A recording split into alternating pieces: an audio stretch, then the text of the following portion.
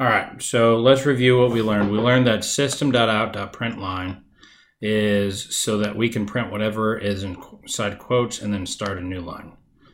We also learned that system.out.print stuff in quotes, but it doesn't start a new line. And then we learned escape keys, the backslash, which we can add that to other things, which allows us to be able to kind of generate commands inside of a quote. It only works inside of a quote. So if we wanted to go to a new line, we could add a backslash n inside of a quote, and it will start a new line at that point. If we wanted to use double quotes or single quotes, we have to use the backslash to ignore that character. Otherwise, it's looking for a quote within a quote and starts messing up our code. We could also do backslash if we needed a backslash. A backslash inside of a quote. Okay, but we want to start building a little bit more complex programs. So we want to start looking at primitive data types. And there's really 8 types of data types. We have int, we have, don't correct me, we have int, all lowercase. We have byte, we have short, we have long, float, double, 1, 2, 3, 4, 5, 6, Boolean, and int, byte, short, long, float, double, Boolean, and char, and there's one that's not really one, but it's used like it is, and that's called string. Okay, int is really just an integer, so it is a whole number, and byte is also a whole number. Short is used as a whole number. Long is used as a whole number. Float is used for decimals. Double is used for decimals. Boolean is used for true or false. Char is used for single characters. String is used for anything from single character to full paragraphs, or we can build a lot of stuff out of that. Okay, now we got a lot that look like they're almost exactly the same. Int all the way to long all use whole number. Float and double all use decimals. So why do we have to have so many? Well, let's go and look, and I'll provide this to you guys. They each do something a little bit different. When you guys get into computer programming too, we would start doing a little bit of math using shorts, which is a different type of math.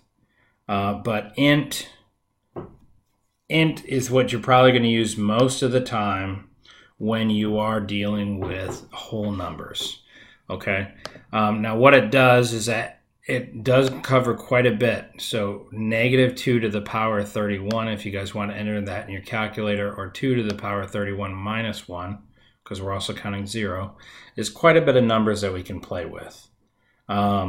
Long is double that, because it goes -2 to the power 63 to 2 to the 63rd power minus 1. Byte we can only use from -128 to 127. So as soon as we get to 127, if we added one more to it, the problem is if you're not planning which type you want to use, you circle back. So if I was using a byte and I counted from 127 and I added one more, depending on which version of Java I'm using, I can end up circling back and it would give me an answer of negative 128. The same with short. After I get to, if I'm adding 1 to 32,767, then I circle back to the lowest number possible for that. Same with int and with long. So each one kind of has different uses. Now, if you're really caring about memory, you want to use the one that fits the best, that you're not going to go over. So if you're really worried about memory, you could use byte. And then you would use short, and then you would use int, and then you would use long, depending on the space that you have for your program. In most cases, nowadays, those don't really matter so much. So we can use int for most things. Short ends up being useful if you're doing binary type math, but other than that, we don't really need to worry. Float and double. Float goes to 32 places. Double goes to 64 places after the 0. So double is more accurate, but if you're looking for super accurate, then neither one of those is really what you'd want to use. You'd want to use big decimal, so which we're not going to be talking about in Computer Programming 1. Boolean is really only for providing a true or false statement. So if you were trying to ask, something like, is it raining outside, and the answer could be yes, well then you would want to use maybe Boolean to track a true or false. Not yes or no, we would convert it to true or false. Okay? Char, like what I said, is just for characters, a single character, and it pretty much has all the character set that we need. Okay? So when we're looking in our code, these 8 types plus string allows us to build a lot of functionality into our programs. Okay, so if we look at, let's just look at our hello world. Instead of me putting in here, let's say that I put in a greeting. So I am going to use a string type because I know I'm dealing with words. Okay, and when you think of a string, you can put things together and build longer strings, like adding cars to a train. So I could say string greeting, and I could say string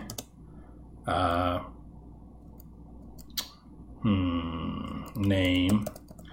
Okay, now when we are using these types, there are things that we always have to do.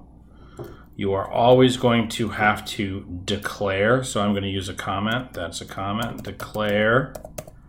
You have a declare stage where you're saying I am giving the variable that I'm going to use a name. That name is greeting. I am saying the type of that variable that I'm going to use is string. Okay, I'm declaring what type of variable I have. Okay, so both of those are declaring. Initializing is the next phase. Initializing is where I say I use the name that I just had, greeting, and I assign it a value. Okay, so I could say hello world. Okay, and then I have to close it off with quotes, and I can put I could also do that for my name, and I could say Redbeard. And what this allows us to do is that we can change our code so that it becomes more dynamic. So instead of me saying hello world here, and it's always going to say hello world, I could change it to greeting now, not in quotes, because now it's a variable, but the computer already knows that the greeting means this. This variable means this.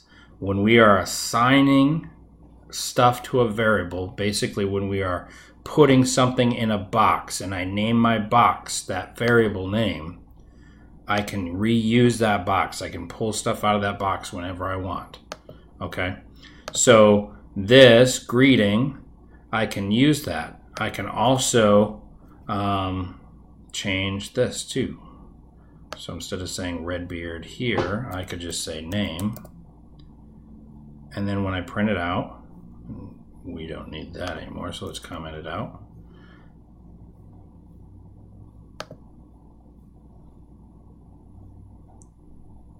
All right. So it still says, hello world, my name is Redbeard, which that's no different than what we had. Hello world, my name is Redbeard, which is no different than what we had. Okay? And all we did was use these greetings. Now, let's say because we already, when you declare and you initialize, you are telling the computer to put memory aside for you to use it later. Okay? So declaring is saying, hey computer, I need you to hold some memory aside because I'm going to be using this sometime later. And then initializing is when you actually put stuff into that memory. So I can reuse that memory. I can change my greeting to something else, like good afternoon.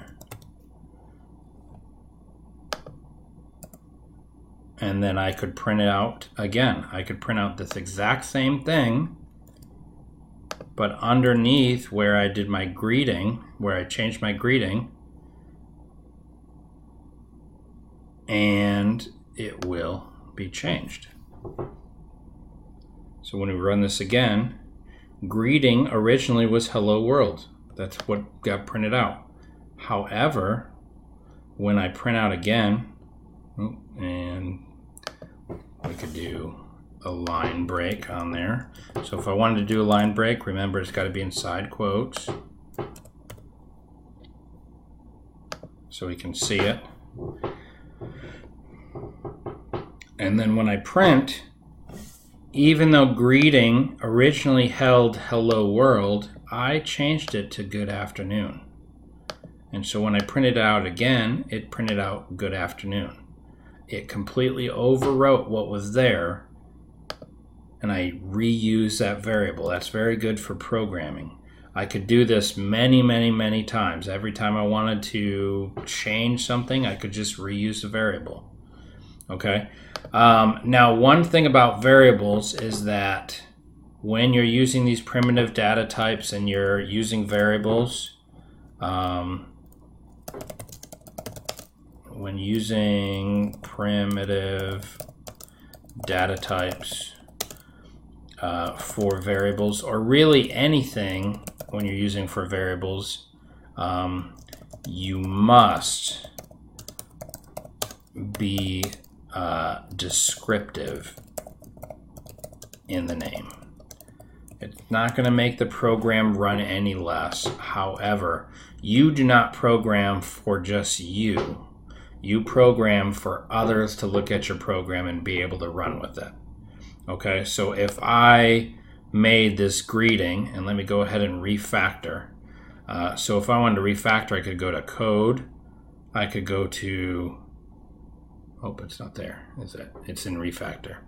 I could go into rename this and change it to X and then click enter. Well, X is not very descriptive for what I'm using it for.